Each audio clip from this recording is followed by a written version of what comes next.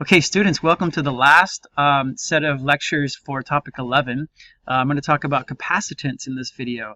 And do you guys remember when we talked about parallel plates? Of course you do, because we've been talking about them for a long time. When I first introduced the concept of parallel charged plates to you, it was in the context of us wanting a situation where we had a uniform electric field. And parallel plates, that was a really nice way to achieve a uniform electric field, okay? So again, we had two oppositely charged plates together, separated by a distance. We had that nice uniform E field between them, going from the positive plate to the negative plate. And even at the time, I called it a parallel plate capacitor. And I think I probably told you, hey, don't worry about that term. You guys are going to learn about that later, okay? Well, later is now. So this positive plate, we said that it had high electric potential. The negative plate had low electric potential, and there was what we call a potential difference between the plates, okay? And that potential difference is what created that electric field, okay? High minus low, that is what makes charge flow, or a current or charge move in that electric field experiencing an electric force, okay? One of the other things we talked about that I just want to point out that is actually not relevant to this part of the course when we talk about capacitors is this idea of the fringe effect, okay? You only need to sort of qualitatively be aware that there's a fringe effect, okay? That is not a factor in our studies of capacitors now at all, okay? Okay, it turns out that what makes these sets of parallel charge plates really special is that they're able to store electric charge, and therefore we can actually store electrical energy inside of the space between two parallel plates. It's really cool, okay? You should be aware that there are many different types of capacitors, but in this course, you're only really expected to know how to deal with parallel plate capacitors, which is very convenient because we've studied them before, okay? So again, all shapes and sizes for capacitors. The ones that are cylindrical are actually sets of parallel plates with insulation between them wrapped into like a sort of a donut or a kind of like a jelly roll kind of shape, okay? In a circuit, the symbol is just two parallel lines like that. That makes a lot of sense, okay? And the way that they work is this, okay? You have current flowing in the wire, and when current's flowing in the wire, okay, you have a charge accumulating on the plates. And I know what you're thinking. You're thinking, well, if there's not a wire between the plates, how does charge flow in the wire? I'm going to explain that in just a little bit, okay? Anyway, the charge accumulates on the plates, and a potential difference, delta V, develops, okay? Then we have an electric field that develops as a result of the potential difference, and the amount of charge that develops depends on what's called the capacitance of the capacitor. Capacitance is a very important thing here, okay? And it's important to note that the storage of electrical energy takes place in the electric field between the plates, all right? Okay, and it turns out that the greater the capacitance, the more charge the plates can accumulate, and more energy can be stored by the capacitor. Now, this idea of capacitance is something that is inherent to, it's based on the physical characteristics of the plates themselves, okay? So the greater the capacitance, the greater the capacity to store energy, if you want to think of it that way. Now, capacitance really in physics is defined as the ratio of the electric charge on each plate over the potential difference between the plates, or coulombs per volt, okay? Obviously, those are what's going to be the units, okay? And so the formal definition of capacitance is the charge per unit volt that can be stored in a capacitor, okay? And this is very simple, okay? It's just C, which is the symbol for capacitance, uppercase C, and that's Q over V. And the units are obviously coulombs per volts, and this is such an important unit in physics, of course, that it has its own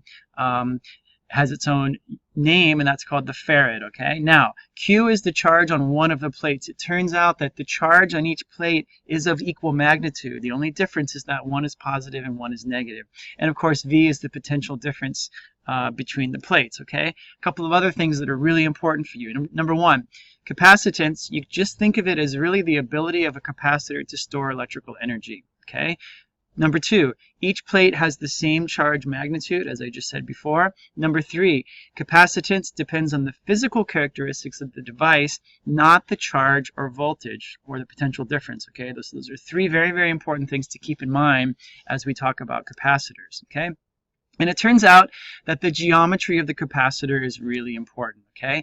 The greater the area of the plates, or the closer they are together, the greater the ability of the capacitor to store energy, and therefore the greater the capacitance, okay? Now, since C equals Q over V, and you know from our previous studies of electric fields that the potential difference delta V equals E times D, where D is the distance between the plates and E is the magnitude of the electric field, it follows that the capacitance can also be expressed as Q over ED. So you see a very important thing here. Number one, capacitance is proportional to the charge, as we discussed before. Capacitance is also inversely proportional to the distance between the plates. So the closer the plates are together, the greater the capacitance, okay? Now, the version of this equation that you see in the IB data booklet is this one right here, okay? So C equals epsilon times A over D. Now, confusingly, epsilon is not induced EMF, even though we use that same symbol for induced EMF and EMF in general, okay? Here it's called the permittivity of the medium between the plates, okay? So C equals the permittivity times the area of the plates divided by the distance between the plates. Notice that this quantity right here has units of meters because it's meters squared over meter, okay? And I have to point out something extremely important, okay? In a vacuum, meaning two plates having absolutely nothing between them, the permittivity has a very special value, and it's called epsilon naught. And it has a value of 8.85 times 10 to the minus 12 farads per meter, okay? This is such an important quantity in physics. It's a physical constant. It's also called the permittivity of free space, okay? Which, in other words, the permittivity of a vacuum, okay? Now, it's common to put electrically insulating material between the plates, which is somewhat counterintuitive to think that you want to put something in between the plates that will actually cut down or reduce the electric field between the plates. But I'm going to explain why that's really important in just a little bit, okay?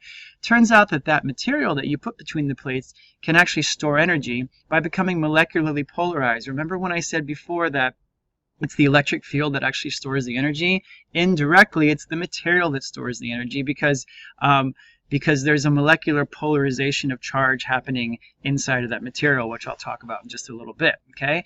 Such materials that are used in capacitors include glass, ceramic, plastic, air, paper, mica, and of course vacuums and so forth, okay?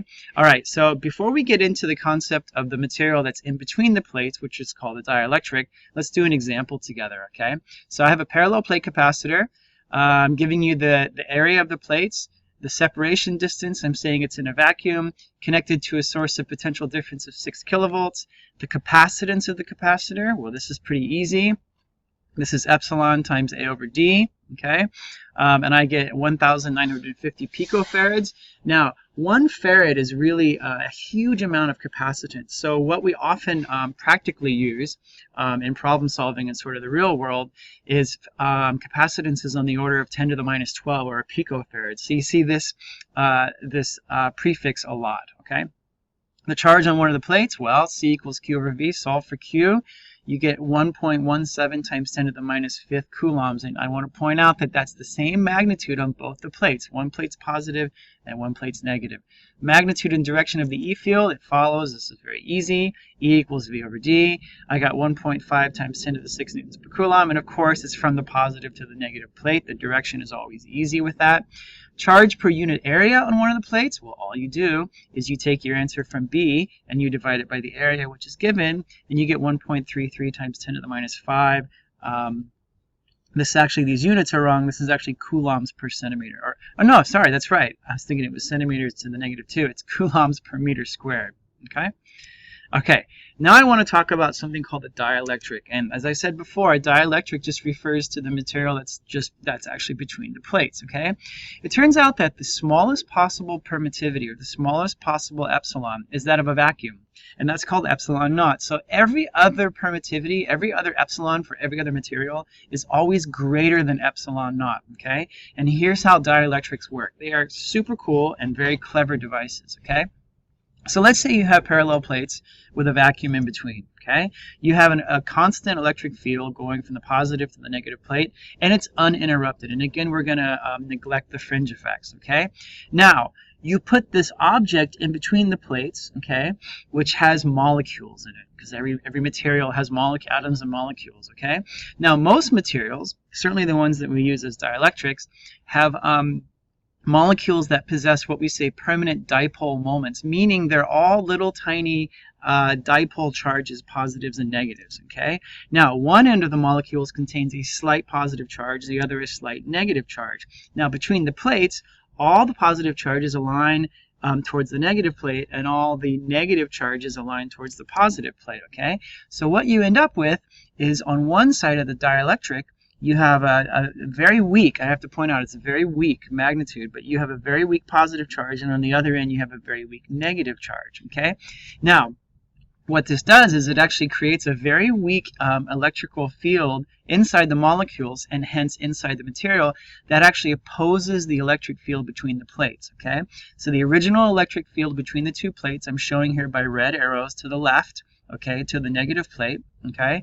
But there's a weaker electric field inside the material caused by the dipole moments all aligning themselves, and that's shown by these sort of dark gray arrows going the other way. Okay, the net result is that you have a smaller electric field inside the dielectric, or between the plates, less than it is outside. It's still uniform though. Okay, and I should also point out that in reality there's no gap usually. There's never a gap actually between the material and the plate. It's jammed in there super tight. But this is just showing for clarity how one side gets positive and one side gets negative. So we show this by showing fewer electric field lines within the dielectric material than outside. Okay. Now, where is all this leading? Well, when we compare different permittivities of different materials, we actually use a term called the dielectric constant, okay? And that's the ratio of the electric field without the dielectric to the E field with the dielectric. And of course, it's unitless because of that, okay? So just to give you some ideas here, okay? A vacuum is 1, conveniently, okay? Air, when we solve problems with air being the gap separation material, we're gonna use the number 1 as well. Okay, Teflon, benzene, you get all the way up. Water has a very high, relatively very high dielectric constant, but you can think about the how tough it would be practically to put water in a little capacitor and seal it up. Okay, usually we use things like mica and paper and rubber and things like that. Okay.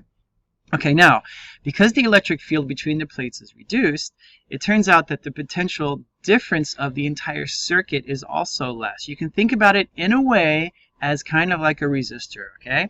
All right, so without the dielectric, you have a certain potential, right, all the way across the circuit. And with the dielectric, you have a lesser potential, okay? So here's that little B field, or that little electric field that is created by the dipole moments, compared to the original electric field, which is created by the presence of the charged plates. All right? Okay, now if we think about, remember when we talked about the work necessary, the work to move a charge in an electric field? We're going to talk about that again. In this particular case, if you consider the work necessary to move a small positive charge from the bottom plate to the top, of course you're doing work against the electric field. Remember that work is force times the distance, or in the case of electrostatics, it's QE times D, which was also equal to Q times V. Okay? Now, with the dielectric, things change a little bit. Because the E field is reduced, it now takes less work to move this charge, because work is proportional to the magnitude of the electric field.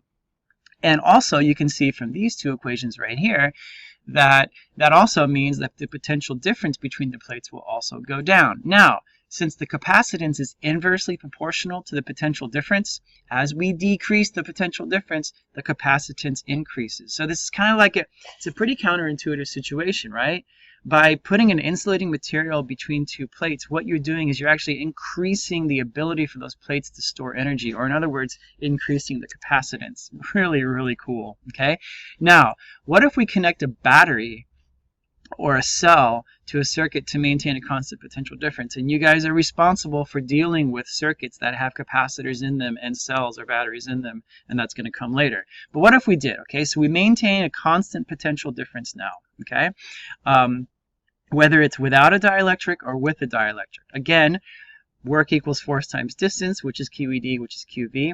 Now, in this case, the electric fields are the same with and without the dielectric, because I'm forcing V to be the same by having the presence of a battery there. Okay? Now, the electric fields can only be the same if the electric field between the plates then increases, right? Because I still have that opposing electric field going upwards in this diagram denoted by this little black vector, okay? Now, since C equals Q over V, the capacitance again increases, okay? So this is starting to get a little bit confusing. So if you want to pause the video and go over the slide again, feel free to do so, okay? All right, remember when we talked about circuits with parallel and series resistors? We're going to do the same thing again, but we're going to talk about capacitors in parallel and series. And it's a little bit, again, counterintuitive. It turns out that the rules are exactly opposite for capacitors as they were for resistors. So if you consider in the first case two capacitors, I'm calling them C1 and C2, and they're connected in parallel in a circuit with a cell. Okay, and remember that C equals Q over V. They have the same potential difference across them because they're connected in parallel, right? And that potential difference in this case is the potential difference or the EMF of the cell. I'm going to say that Q1 equals C1 times V and Q2 equals C2 times V from this equation right here. Okay, now they might have different charges, right, because they have different capacitances, okay, but they both have the same potential difference across them. So the total charge on both of them is Q1 plus Q2, which is C1 plus C2 times V. I'm factoring out that V, and also Q equals C parallel or C total times V, such that the total capacitance is just the sum of C1 and C2. So the rule is that the total capacitance for capacitors in parallel is just the sum of all of them, okay? Which of course was for resistors, that's the total resistance in series. So it's a little bit flipped, a little bit reversed. So in effect, what we've done here is we have reduced this circuit to this circuit right here, where we've computed now a new capacitance, okay? All right, let's talk about them in series, all right? I have two capacitors in series, the same two capacitors, C1 and C2. Now, turns out that these two capacitors, because they're in series, they have the same charge on all four plates. Remember, the rule with capacitors was you always have the same charge on both plates, right? Okay, well, check it out. There's a potential difference V, right? So there's going to be a certain charge here and a certain charge here. These two outer plates, okay, these two outer plates right here have to have the same charge, right? Because there's that potential difference. If that's the case, then the two inner plates also must have equal and the same charge, okay? Now, in this case, there's a difference in a voltage. There's a voltage drop across each, and we can quantify the voltage drops by saying V1 is Q over C1 and V2 is Q over C2. Okay, the total voltage is V1 plus V2, and so we say that V equals Q over the total capacitance, which is Q over C1 plus Q over C2.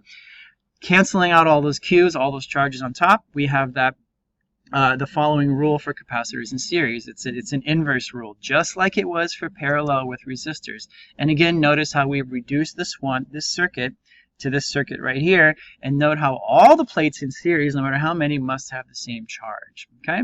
All right, so let's do a couple of examples.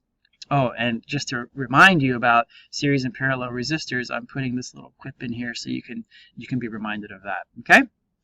Okay, let's try our first example. Okay, so I have two capacitors, 12 pico and 4 picofarads, are connected in series to a source of potential difference of 6 volts. Calculate the charge on each capacitor. Okay, the first thing I'm going to do is I'm going to draw a circuit diagram. In fact, I'm going to draw two, and I'm going to reduce the whole circuit to this right here, where I have one equivalent capacitor. Okay, all right, and I find from this calculation that the equivalent capacitance of the whole thing is going to be 3 picofarads. Okay.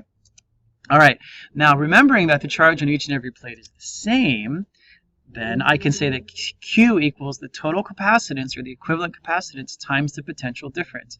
And in this case, I get a charge of 18 picocoulombs. Okay? All right. I just want to point out one thing.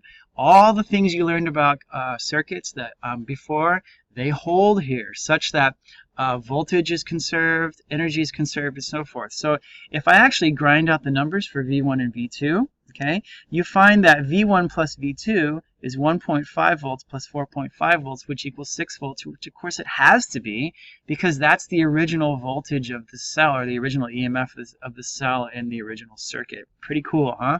Okay, let's do one more example and we'll close out this now somewhat long video. Okay, slightly different situation. I have two capacitors in parallel, and those are in series with another capacitor I'm calling X, okay? And the question is to find the charge on and the voltage drop across each capacitor in the following diagram when A and B are connected to a battery, a 12-volt battery, okay? All capacitors are identical, have capacitance of 12 picofarads, so let's get cracking here. First thing we're going to do is we're going to reduce the circuit to one with one equivalent capacitor, okay? So combining Y and Z into CYZ, I have that CYZ because they're in parallel. That's easy. It's just 24 picofarads, okay? But now I have CYZ and X are in series with one another, okay? And it's a slightly more complicated calculation. I have that CXYZ is then 8 picofarads, okay? And you can check my math on that one. Then what I do is I find the charge, okay? I find the charge on this one equivalent resistor. Remember, this circuit does actually does not exist. Number 2 does not exist, okay? It's a virtual circuit that I'm using to go back and solve the original physical circuit that I'm given. And I get that the charge on XYZ, capacitor XYZ, the equivalent capacitor is 96 picocoulombs, okay? Okay, now, this is also the charge on each plate of CX, right? Okay, because X is in parallel with CXYZ, even though CXYZ does not even exist, okay? So all I do is I rearrange my equation and I find that Vx, or the voltage drop across capacitor X, is 8 volts, okay? So therefore, Qx is 96 picocoulombs and Vx is 8 volts, okay? Now, solving Y and Z is actually simpler. I noticed that the potential difference across Cy and Cz is the same. And it has to be 12 minus 8 because 8 plus that number has to add up to 12. So that's got to be 4 volts, okay? And again, because they're identical and they're in parallel, I get that Qy and Qz are the same magnitude, okay? And it's 48 picocoulombs. So you want to make sure that, double check my math, make sure I'm right, let me know if I'm not.